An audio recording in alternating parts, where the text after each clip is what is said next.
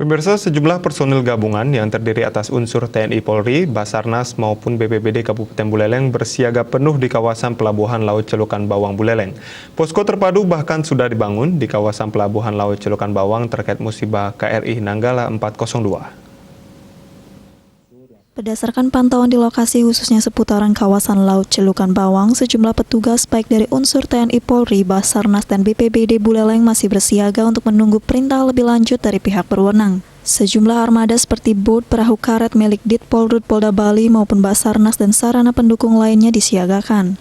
Bahkan posko evakuasi sudah disiagakan untuk mengantisipasi jika ada korban maupun barang yang ditemukan di kawasan pantai Celukan Bawang. Tim gabungan yang dipimpin langsung Kapolres Buleleng AKBP Made Sinar Subawa juga diinstruksikan melakukan penyisiran di kawasan pesisir dan memberikan pengarahan kepada nelayan jika menemukan benda asing milik KRI Nanggala 402.